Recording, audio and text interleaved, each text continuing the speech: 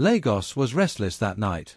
A thick fog covered the streets, wrapping around the city like an omen.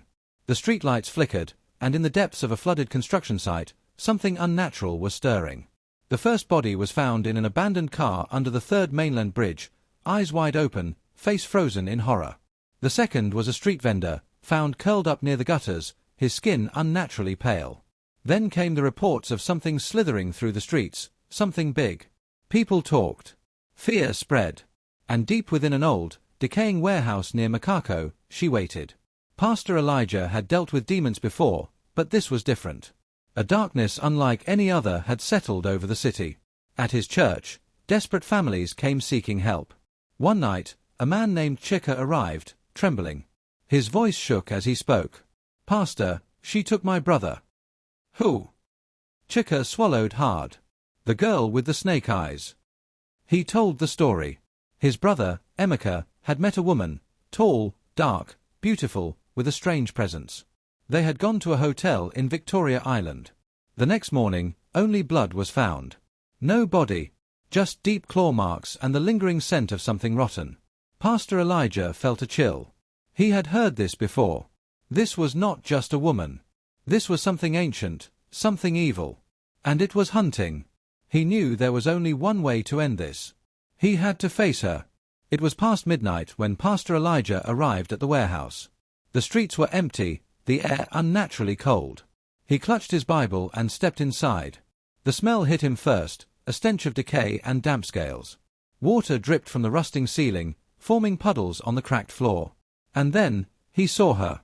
She sat on an old wooden chair, her back to him.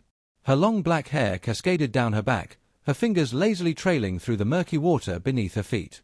"I knew you would come," she said, her voice smooth, unnatural. Slowly, she stood up and turned. Her beauty was undeniable, but there was something wrong about her eyes, too dark, too deep, like they held something monstrous inside. Pastor Elijah took a step forward, gripping his Bible. "You have tormented this city long enough. In the name of Jesus, I command you to reveal yourself." A chilling silence followed. Then, her lips curled into a smile. Her body convulsed, bones cracking, skin rippling. Her legs snapped together, flesh melting into gleaming black scales. Her arms stretched, nails sharpening into claws.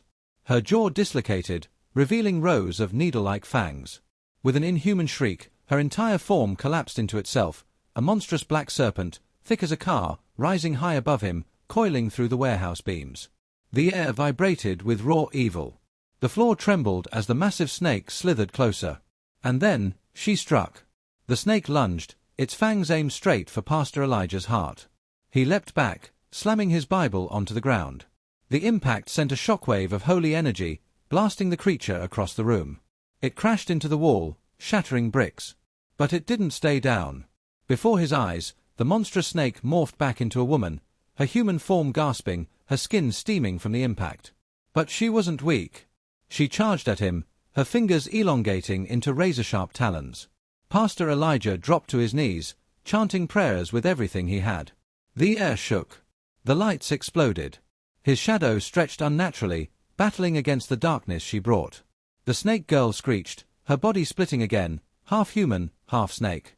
Her tail whipped across the room, smashing into the walls, sending debris flying. But the pastor stood his ground. He raised his Bible, and with a final, powerful voice, he roared the name of Jesus. A pillar of fire erupted from the ground, engulfing her. She screamed, a sound so horrifying it seemed to shake the very soul of the city. Her body twisted, burning from the inside out, her scales melting, her skin peeling. The warehouse collapsed around them, but the pastor did not move.